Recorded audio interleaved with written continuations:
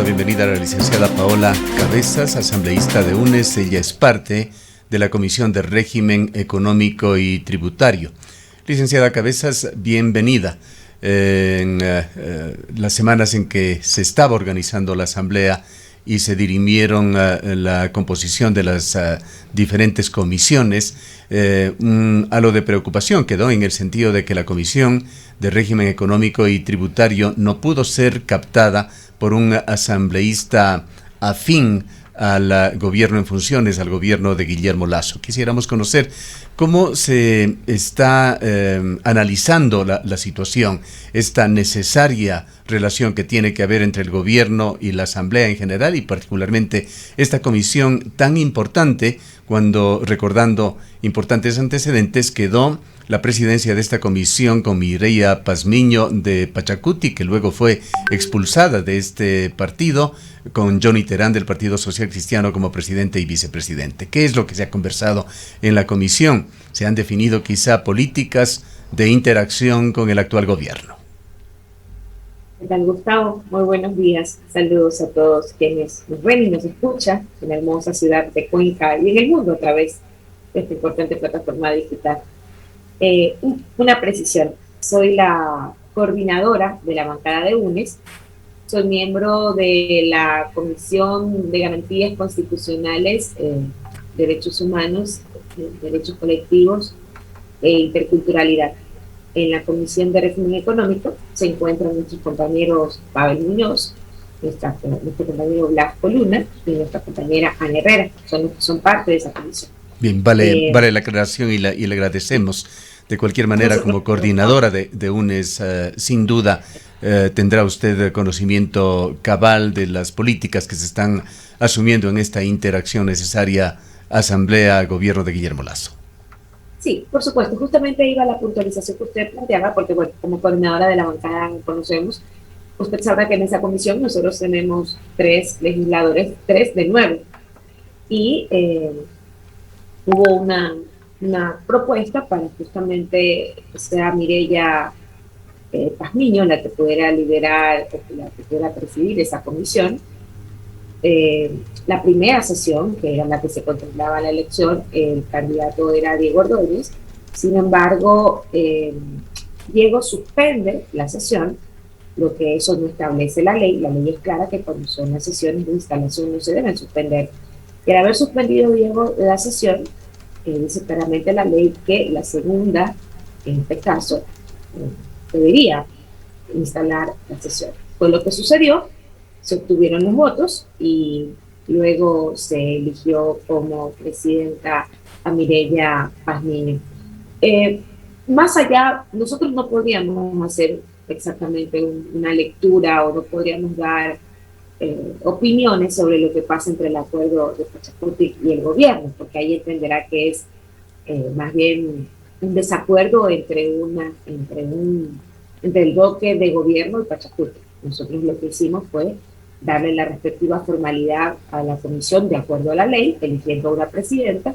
En la siguiente sesión se ratificó ello y bueno, creo que más allá de lo que pudo generar mediáticamente el tema, ya la comisión está conformada. No conozco la situación de Mireya dentro de su movimiento, que soy honesta, porque evidentemente son temas que tienen que ver con índole organizativo político más que su organización. Pero nosotros somos parte de esa comisión. Justamente en la sesión 710 del 3 de junio, yo hice una propuesta, una moción, para que el informe de Lenín Moreno vaya a la Comisión de Régimen Económico. Porque como usted conoce, este informe fue entregado 4 días después del 24 de mayo. Y de acuerdo al artículo 44 de la Ley Orgánica de la Función Legislativa, el presidente de la República debe hacer su informe en la sesión solemne de cambio de gobierno. No lo hizo y posteriormente entregó el informe 4 días después. Eso es lo que estamos procurando, que la Comisión de Régimen Económico, que es la que de una u otra manera cumple el perfil para poder hacer el levantamiento de un informe, valga la redundancia, del presidente de la República, lo puede en 30 días llevar al Pleno y que discutamos qué en realidad pasó, cumplió o no su plan de gobierno, sobre todo cuando hay mucha desazón del pueblo ecuatoriano sobre varias acciones implementadas por el gobierno de Moreno. Entonces creo que sí es importante que se pueda generar un informe real. Este puede ir a la Comisión de Fiscalización y si hay otros elementos, pues que sea la justicia ordinaria que revise los incumplimientos del gobierno de Moreno. Asambleísta, muy buenos días. ¿Cómo percibe usted luego de que el movimiento Creo se abrió de la primera alianza de esta estructura que iba a permitir una primera mayoría para elegir a las dignidades de la Asamblea Nacional, tanto con UNES como con el Partido Social Cristiano? Frente a las propuestas, a los planteamientos que usted hace, estas mayorías, ¿se percibiría que en los siguientes años, a corto y mediano plazo, al interior de la Asamblea Nacional, podríamos empezar a observar estas mayorías móviles? Nos gustaría conocer cuáles son las percepciones de usted ahora que ya las comisiones se han conformado, tal y como está estructurada la Asamblea Nacional. ¿Cómo percibe usted que se va a dar este funcionamiento? Hola Rosana, buenos días. En realidad, la mayoría con la que cuenta el gobierno es una mayoría frágil.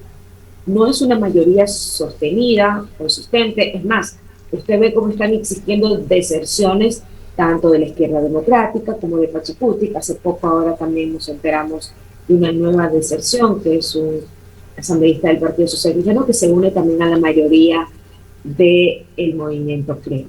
Esto pasa, y la verdad, quizás para ustedes que tienen mayor investigación dentro de la parte política, pero esto no pasaba hace mucho tiempo, esto de las mayorías móviles, esto de que se mueva un legislador a otro, el rol que cumplen los independientes a la hora de una votación. Entonces, esto se pone de una u otra manera al bloque de gobierno en situaciones inestables, dependiendo de los votos que quieran obtener y para qué quieran obtener votos. Siempre están llegando así con un límite, 70, 71 votos, que quieren obtener algunos elementos, pero sin embargo, en el caso de que ellos propusieran, además, hemos escuchado de algunos integrantes de Pachacuti que quieren impulsar un juicio político a la presidenta del Consejo Nacional Electoral. Para ello requieren pues 91 votos. Allí es evidente que van a tener que conversar con otras bancadas, incluida la nuestra. Entonces sí hay un comportamiento que se mueve permanentemente dentro de la Asamblea Nacional, y eso obedece a la fragilidad del acuerdo del presidente Moreno, o más bien de la bancada de gobierno con la izquierda democrática y Pachacuti.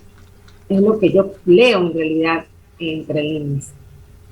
Ahora, ¿cuál será la posición de ustedes? Se ha especulado mucho de que UNES se constituiría de alguna manera en un espacio de oposición al interior de la Asamblea Nacional para los cambios, las reformas o las propuestas que pueda plantear el gobierno nacional a través del presidente Guillermo Lasso, y todo lo que tendría que pasar además por la Asamblea Nacional.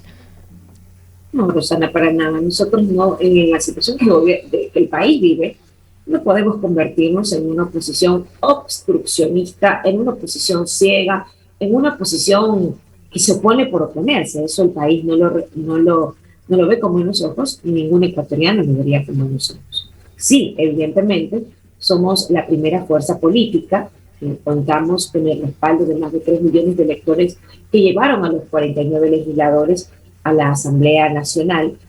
Somos, luego del señor Guillermo Lasso, tuvimos el 48% de las elecciones presidenciales. Entonces hay una responsabilidad mayor de ser una oposición democrática por los resultados que obtuvimos en las elecciones del 11 de abril y del 7 de febrero, pero también una oposición que tenga la capacidad de construir, y esa es nuestra posición. Nosotros hemos sido claros, no podríamos permitir bajo ningún concepto privatizaciones, ni de la salud, ni de la educación, ni mucho menos de los sectores estratégicos. Hemos sido claros porque eso está implícito en nuestro plan de gobierno. No es posible que en este momento se ponga en una crisis al país cuando el gobierno tiene que implementar el Plan Nacional de Vacunación. Tienen un plan, necesitan vacunas, eso ya es una gestión que tiene que hacer el Ejecutivo, pero el Legislativo no puede oponerse. Al contrario, la función legislativa se tiene que poner al servicio de los ecuatorianos. Y mientras al señor Guillermo Lasso le vaya bien y promueva proyectos y promueva cambios para el bien de los ecuatorianos, nosotros vamos a apoyar, siempre y cuando no vaya quizás en una línea de vulneración de los derechos de los ciudadanos. En ese sentido van a tener una oposición fuerte, con una voz muy potente dentro de la Asamblea Nacional para evitar que esas cosas se materialicen. ¿Cómo ve usted, asambleísta Cabezas, este informe de Sedatos que da cuenta de que Guillermo Lasso empieza con una aceptación del 71,4%, ha superado incluso al índice que en el mismo momento logró el expresidente Correa, que había obtenido un 68%? Y más allá de esto, los lineamientos que ha dado de su gobierno, de los objetivos que busca, de crecimiento económico sostenido, ambientalmente responsable, generar empleo de calidad, estabilización fiscal con equidad. Bueno, hay otras encuestas. He leído una adicional del CIES que habla del 65%, de las encuestas son eso, las encuestas.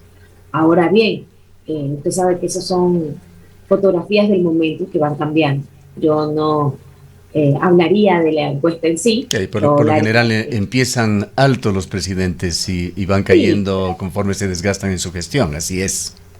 Yo no le haría una oda a la encuesta, porque en realidad las encuestas son eso, una fotografía del momento, son números y herramientas para arrancar una gestión. Lo positivo sería mantenerse, lo positivo sea que el plan de gobierno del señor Guillermo Lasso se cumpla. Lo positivo sería justamente lo que usted plantea, desarrollo económico con equidad, revisar la ley tributaria, que sé que está por ahí todavía dentro del cajón, que empieza a ser llevada a la Asamblea Nacional. Los mensajes que damos también al pueblo ecuatoriano en torno a la priorización de una ley de comunicación, pero todavía no se priorizan otros temas de índole económico y social. Eso, en el momento, lo podemos analizar quizás con números sólidos, pero creo que hay que esperar. Yo creo que los 100 primeros días son decidores. Sí, estos altos índices iniciales reflejan de alguna manera la esperanza que el pueblo ecuatoriano tiene en un cambio positivo. Por eso, y a eso es lo que el señor Guillermo Lasso tiene que dedicarse, a no defraudar a esa gente que tiene una expectativa muy alta por lo que él pueda realizar. Por eso yo preferiría que después de 100 días, que ya es justamente el tiempo prudencial, en donde debería haberse ya implementado el Plan Nacional de Vacunación, donde se deberían haber tomado algunas decisiones en materia laboral, en donde ya se debería tener un panorama claro sobre los créditos para emprendedores y sobre todo para mujeres. El señor Guillermo Lasso en su informe de la Nación hizo mucho énfasis en el tema de inyectar recursos a las mujeres, pero también en una materia, en un tema transversal y global para las políticas de las mujeres, sobre todo cuando las mujeres en el Ecuador son las más afectadas en el tema laboral. Luego de la pandemia, el 8% de las mujeres se quedaron sin empleo. No hay un sistema nacional de atención a las víctimas de violencia de género. Hay, evidentemente, muchas deudas con las mujeres. Y lo he escuchado muy atentamente al señor Guillermo Lasso hablar del tema de mujeres. Pues bueno, tiene una gran oportunidad para poder implementar estas políticas de manera transversal y que se vea materializado y que luego en los índices económicos vayamos mirando. Porque en realidad lo que nos debe importar son que esos índices económicos de pobreza extrema, inseguridad, esos deben de crecer. Allí podemos hablar de las encuestas y darnos... ¿Cuáles consideraría usted, asambleísta, que son temas irrenunciables para UNES, que a su vez se convertirían en una especie de filtros legislativos a las iniciativas que pueda presentar el Ejecutivo? Le cuento que no solamente son filtros de UNES, son filtros de Pachacuti, en muchas ocasiones filtros de la izquierda democrática. El tema de las privatizaciones. Escuchará a los legisladores de Pachacuti claramente estar en contra de las privatizaciones, de la posibilidad de una privatización de la salud o de la educación. Recuerdo que en el plan de gobierno del señor Guillermo Lasso habían algunos elementos que sí vislumbraban la posibilidad de ir por ese camino. El tema de la seguridad social es muy importante porque hay una posición desde el gobierno en torno a la posibilidad de una seguridad social mixta o privatizarla. Eso también son alertas. Entonces, si bien son cosas de las cuales nosotros conversamos en torno a un curso de información que tenemos por el plan de gobierno del señor Guillermo Lasso, sería más coherente esperar que las propuestas lleguen a la Asamblea Nacional. Pero esa ha sido nuestra posición. Y ojo, no solamente de la bancada de UNES, la misma bancada de Pachacuti, la aliada del gobierno, y la misma bancada de la izquierda democrática, tienen ciertos puntos rojos que nos han hecho conocer también dentro de las reuniones de bancadas, sobre todo cuando hemos estado en representación de mi bancada como coordinadora, hemos hablado de estos temas y son puntos rojos que nosotros tenemos que pasar. Asambleísta, ¿qué lectura tiene usted o qué le dice esta agenda de la Comisión de Fiscalización en los cerca de 60 proyectos? Me parece que son unos 57 en realidad que se ha propuesto investigar hasta diciembre del año 2021, de este 2021. Bueno, nosotros como bancada hemos conversado, analizado un poco la situación de quien preside la Comisión de Fiscalización, y quizás nos preocupa que él no ha entendido quizás el nuevo escenario en el que se encuentra. Ella no es el denunciólogo, ella no es el periodista investigador que sacaba a la luz investigaciones en ocasiones un poco trucadas y con información sesgada. Él ahora es el presidente de la Comisión de Fiscalización, él ahora es un legislador que le debe rendir cuentas a más de 17 millones de ecuatorianos y a 137 legisladores que esperamos una función acorde, primero a lo que dice la ley y de acuerdo a las mismas características que tiene la Comisión de Fiscalización. Si hay algo que preocupa, Rosana, que justamente el señor Villavicencio está llevando muchos casos que no tienen que ventilarse dentro de la Asamblea Nacional, sino dentro de la justicia ordinaria. Entonces, no somos jueces, no somos fiscales, somos asambleístas, que sí, dentro de nuestras competencias está la fiscalización y está evidentemente, sobre todo la Comisión de Fiscalización está para fiscalizar. Entonces sí nos preocupa que dentro del plan del señor Villavicencio, en su mayoría son temas que tienen que ver con la fiscalía, con la justicia ordinaria. Lo escuché en una entrevista diciendo que va a fiscalizar a los GATS. ¿Bajo qué argumento? A los GATS no los fiscaliza la Asamblea. Hay temas puntuales y de repente en un GATS se está llegando a temas de vulneración de derechos laborales, de repente por allí podría existir una petición de información por parte de un legislador o de la Comisión de los Trabajadores. Hay temas puntuales en los cuales la Comisión de Fiscalización debe enfocar su trabajo, menos show, más, evidentemente, más funcionalidad. Y sobre todo, Rosana, cuando el señor o la Comisión de Fiscalización ya hereda algunos procesos que están en marcha y que deberían ser la prioridad de la Comisión de Fiscalización. Por ejemplo, el juicio político al señor Pablo Celi. El señor Pablo Celi, que fue el alfil, entiéndase bien, fue el alfil, la cabeza que utilizó Lenín Moreno para la persecución durante los 4 años de su gobierno, está preso, y preso justamente no por Angelito, está preso justamente porque ha sido encontrado responsable por algunos temas de corrupción. Entonces, el señor Villavicencio tiene el juicio político aprobado por el CAL dentro de su cajón. ¿Qué espera para empezar ya un proceso claro para la fiscalización en el caso para llamar a juicio político al señor Pablo Celi? El señor exministro de Economía, que también tiene un juicio político, 5 motivaciones para juicio político. Si hasta septiembre o octubre no se lo llama juicio político, fenecería. No tendríamos la posibilidad. ¿Qué espera para que esos casos que ya están enrumbados dentro de la Asamblea Nacional se empiecen justamente a discutir? El señor René Ortiz es ministro de Hidrocarburos, también tiene un juicio político iniciado dentro de la Asamblea Nacional. Ese juicio se ha quedado sin ponente. Debe haber una resolución pronta para que vaya al Pleno de la Asamblea Nacional y se elijan los nuevos ponentes. Esas son cosas de ya, pero el señor sí me preocupa que un poco para la televisión, el show y los titulares, el señor Villavicencio se está desviando de lo que en realidad tiene que hacer. Vamos a apoyar, Gustavo. ¿Y qué piensa, licenciada Cabezas, sobre esto, otra intención de Fernando Villavicencio de optimizar las cosas dentro de la Asamblea? Él habla incluso de piponazgo allí en la Asamblea y también quiere fiscalizar proyectos internos de la Asamblea bastante onerosos, bastante costosos, que se han realizado prácticamente sin ningún tipo de fiscalización. Mire, hay temas que pueden pasar por el comité de ética. Yo insisto, el señor Villavicencio debería buscar una asesoría un poco más fina para que lo enmarque dentro de sus funciones como presidente de la Comisión de Fiscalización, y en ocasiones deje que los temas que se tienen que cargar otras instancias lo hagan. Insisto, Gustavo, hay mucho titular, mucho show y menos acción dentro de la justamente Comisión de Fiscalización. Vayamos por otra parte, porque el tiempo se nos agota, licenciada Cabezas. Algo que es muy importante, definiciones en cuanto a las líneas de acción de la Asamblea.